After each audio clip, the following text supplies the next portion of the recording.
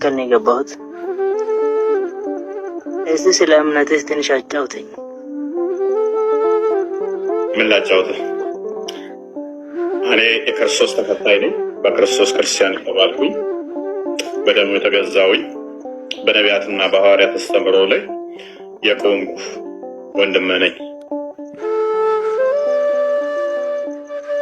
ገብቶኛል ወንድሜ መሆን እና እሺ፣ ኢየሱስን ብቻ ነው የምታመልከው ወይስ ሌላም የምታመልከው ጋር አለ?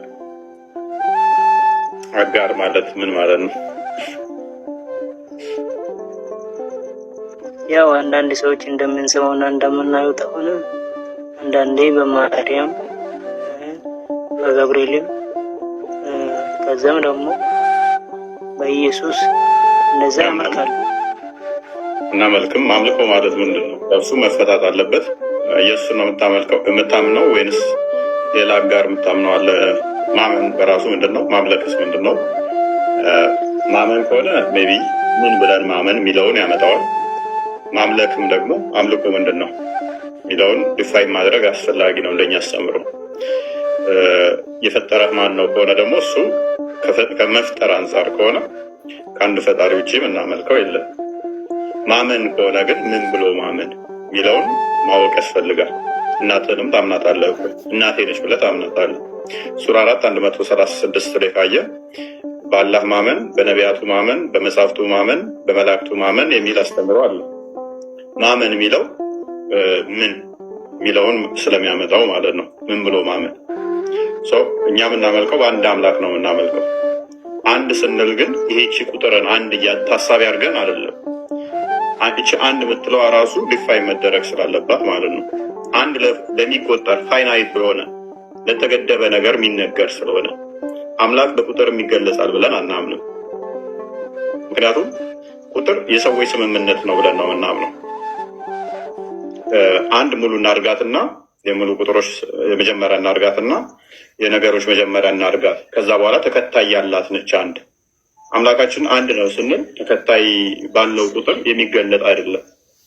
ግን አንድ ነው ስንል ተረምን እያልን ነው ስንል ሌላ የለም ለማለት ለመግባቢያነት የተጠቀምነው እንጂ በባህሪው የሚቆጠር የሚሰፈር የሚለካ የሚታወቅ ሆኖ አይደለም ለቁጥር ማለት ነው። ምክንያቱም አንድ የሚለው በባህሪው ንፋስን እንኳን መቁጠር አንችልም። ኢንፋይናይት በሆነ ሁኔታ ውስጥ ወይስ ሲንጉላሪቲ ወይንም ብላክ ሆል ውስጥ የሚኖርን እንኳን መቁጠር አንችልም። ማለትም ልንቆጥራቸው የምንችለው ምን አይነት ቦታ ውስጥ ያሉትን ነው? ስፔስ እና ፕሌስ እና ታይም ውስጥ ያሉትን ነው የምንቆጥረው። ምክንያቱም በዚህ ውስጥ ያለ ብቻ ነው ሊለካ የሚችለው። ምክንያቱም በዚህ የቁጥር ህግ የሚሰራው ፕሌስ እና ታይም ውስጥ ያለ ነገር ብቻ ነው። የፊዚክስ ህግ የሚሰራው እሱ ውስጥ ነው። የማትስ ህግ የሚሰራው እሱ ውስጥ ነው። ሲንጉላሪቲ ውስጥ ልገባ ኢንፋይናይት ይሆናል። ኢንፋይናይትን ልቆጥረው አልችልም። ስለዚህ አምላክ ደግሞ ከስፔስ እና ፕሌስም ውጭ ከሆነ ልንለካው ልንቆጥረው አንችልም። ግን አንድ ስንል ሌላ የለም ለማለት ለመግባቢያ ብቻ ነው። አንድ ስንል ራሱ እቺ የሰዎችን ቁጥር ታሳቢ አድርገን እንዳይሆን ማለት ነው። ስለዚህ አምላካችን አንድ አምላክ ነው። በአካል ግን ሶስት ብለን እናመልካለን። ሶስት ስንል ምን እያልን ነው? አሁንም ሶስት ስንል ሉክ ሶስት ስንል ይሄ 1 2 3 የሚለውን የሰዎችን ቁጥር ታሳቢ አድርገን አይደለም። አምላካችን ቃል አለው። ሉክ ቃል አለው። ቃሉን ልጅ ብለን እንጠራዋለን። አንድ በል በክህነት አምላካችን ልብ አለው ብለን እናምናለን። አባት ብለን እንጠራዋለን። መገኛውን አምላካችን ሕያው ነው ብለን እናምናለን። አምላካችን ምንድን ነው? ሕያው ነው። ህይወት ያለው ነው። ህይወት የሚሰጥ ነው። ሙት አይደለም ብለን እናምናለን። ህይወቱን 1 2 3 ብለን ጠራን ማለት ነው። ህይወት አለው፣ ቃል አለው፣ ልብ አለው ብለን በእነዚህ 3 አካል አለው። ነገር ግን አንድ መለኮት ነው ብለን እናምናለን። ጥያቄ አለ? ኦኬ፣ እሺ፣ ለየት አልከብኝ። አሁንም እያልክ ያለው የምናመልከው አንድ አምላክን እንጂ ቁጥርን አሊያንም ደግሞ ኢየሱስን እናመልክም። የምናመልከው አምላክን ብቻ ነው። አንድ አምላክ ነው ብለሃል። ኢየሱስ ምንድን ነው የሚለው በኋላ እንመጣበታለን። መርሐባ እኮ እሺ እያልክ ያለው አንድ አምላክ ነው የምናመልከው ብለሃል። ተረድቻለሁ።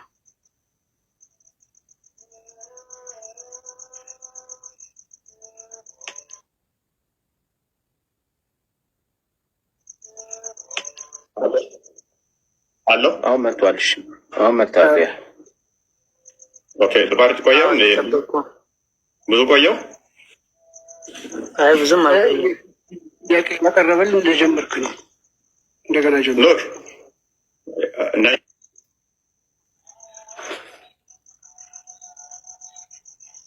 ያለው ያቆራርጣል መሰለኝ። ኦኬ አሁንም ተቋረጠ? ቆራረጣል። አይ ቲንክ ኔትወርክ ይመስለኛል። ያ ኔትወርክ እየወጣብኝ ነው። ላኪ አሁን እሰማለሁ። አሁን አሪፍ ነው።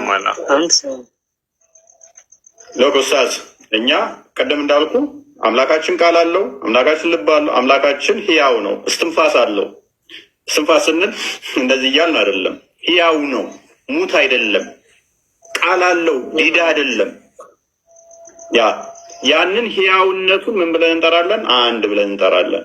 ቃሉ ምን ብለን እንጠራለን? ሁለት ብለን እንጠራለን። መገኛውን አባት ወይም ደግሞ አብ ብለን እንጠራለን። ቃሉን ልጅ ብለን እንገኛለን። ከሱ የሚወጣ ነው እና ሜቢ ያሳውቁኝ ከተቋረጥኩኝ። አለው አይደል? አለ ያ ስለዚህ ሶስት ብለን እንጠራለን። ወደ ኢየሱስ ጋር ስትመጣ ግን ኢየሱስ ሉክ የእግዚአብሔር ቃል ነው ብለን እናምናለን። የእግዚአብሔር ቃል ፍጡር ነው ብለን አናምንም። የኔና አንተ ቃል ፍጡር ነው፣ ጅማሬ አለው፣ መነሻ አለው። የኔና አንተ ቃል ፍጡር ነው። የአምላክ ቃል ግን ፍጡር አይደለም። ያ ቃሉ በስጋ ተገለጠ ብለን እናምናለን። ለምሳሌ አንተ ቁርአን ያላህ ቃል ነው ብለን ታምናለህ። ከለም አላህ ነው ብለን ታምነው። ከለም አላህ ደግሞ ፍጡር ነው ወይ? እሱ ለአንተ ታሳቢ ሆን። ያላህ ቃል ፍጡር ነው ብለህ የምታምን አይመስለኝም። ነገር ግን ቁርአን ያላህ ቃል ከሆነ ፍጡር ካልሆነ ምንድን ነው ሊሆን የሚችለው? የእኛ ግን ምን ብለን እናምናለን? ያ አካላዊ ቃል ወልድ ወይም ልጅ ብለን የምንጠራው በስጋ ተገለጠ። ማርያምን ፈጠራት ቃል። ከዛ ከሷ ስጋና ደምን ተዋህዶ በዛ ስጋ ውስጥ የመለኮት ሙላት ተገልጦ ታየ፣ ተዳሰሰ። ያ በባህሪው መለኮት የሚታይ አይደለም። መለኮት በባህሪው የሚዳሰስ የሚነካ የሚታይ የሚሞት የሚበላ የሚጠጣ የሚታመም የሚደክም የሚሄድ የሚቀመጥ የሚነሳ የሚቆም አይደለም። ነገር ግን መለኮት በስጋ ተገለጠ። በስጋው ብለን ነው ስለ ክርስቶስ የምናወራው ማለት ነው። በስጋው ወራት